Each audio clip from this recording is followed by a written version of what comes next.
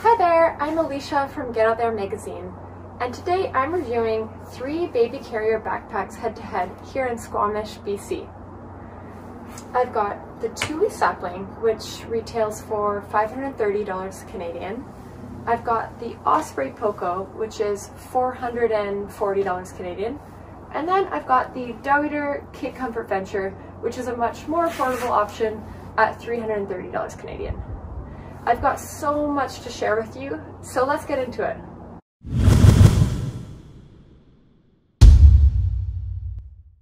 I tested out these packs for 4 months during summer and fall, and my main activity was hiking up the Sea to Summit Trail in Squamish, which goes from sea level to the top of the Sea to Sky gondola, covering 900 meters of ascent in about 5 kilometers. During the testing, my baby was around 7 to 11 months old, and he really loved it. All of these packs were very good, with some key differences between each that would determine which one is best for you. All 3 packs were highly adjustable and comfortable for both me and the baby. The baby was able to sleep in all 3 of them, which is obviously really important. Now let's take a look at each one to determine the key differences. Let's start with the Kid Comfort Venture by Deuter. One thing I really loved about this pack is the price. At $330 Canadian, it's $200 cheaper than the Thule Sapling, which is really great, especially as a new parent when you have so many things you could buy. It's really nice to save all that money and still get a really great pack. The other thing I really liked about this one is the weight. At 6 pounds, it's actually the lightest of all the 3 packs I reviewed here. Now moving on to things that I thought could be improved about this pack. The main thing that I'm critical of is the back panel.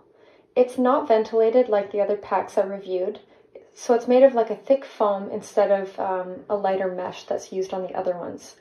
What I found doing that big vertical hike that I was doing was that I was so sweaty and hot by the end of it, to the point that my shorts were completely drenched.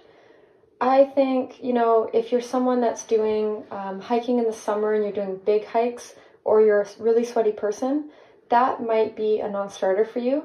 That said, if you're doing kind of just more casual hikes that are maybe not as steep, and you're hiking more in the winter, that's probably fine for you.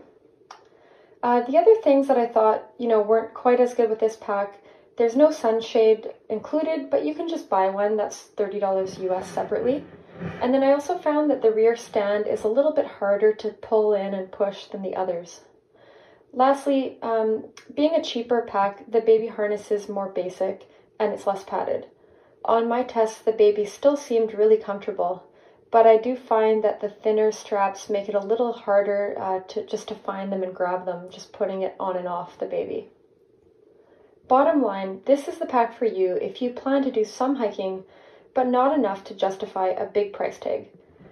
This one will get you outside comfortably. That said, it's just not for heavy sweaters. Moving on to the Thule Sapling, what I loved about this pack was the pockets. This pack boasts the most storage volume of the 3 at 22 liters, and it has an awesome zippered hip pocket that can hold large phones, as well as large side pockets that are actually accessible on the go without stopping.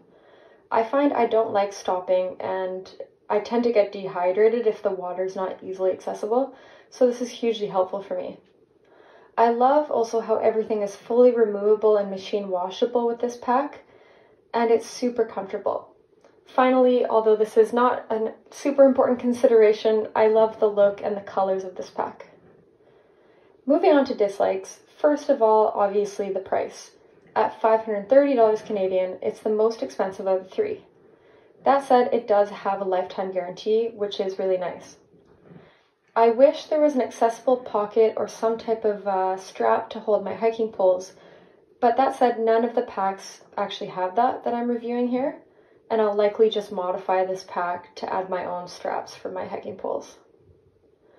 And I guess my final critique with this one is I love the sunshade, but I wish it was actually fully integrated to the pack, because sometimes I feel I might take it off and then forget it somewhere, which is something I tend to do with a baby.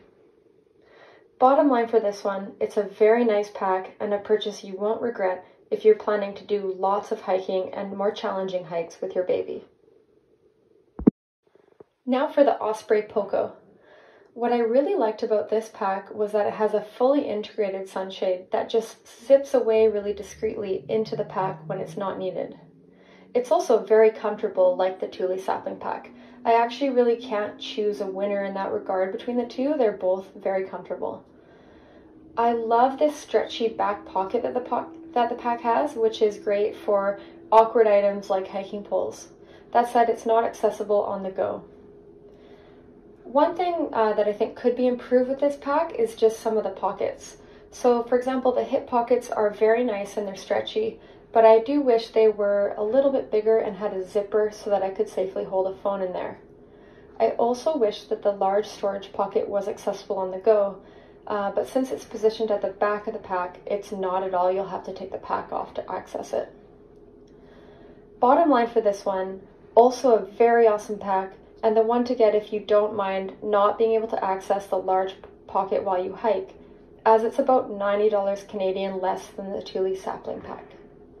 One consideration if you plan to do some backcountry camping with your baby, I'd check out the Poco Plus, which is an upgraded version of this model, very similar to this, it just offers even more storage. Overall, you can't go wrong with any of these packs. I'd recommend getting the Deuter pack if you're on a budget and you plan to only go hiking occasionally with your baby. And I recommend upgrading to the fancier Thule or the Osprey pack if you plan to go each week, as you'll really enjoy the improved back panel ventilation, the better storage pockets, and upgraded baby harness. Thanks for watching, and check out our YouTube channel for more great reviews. Bye!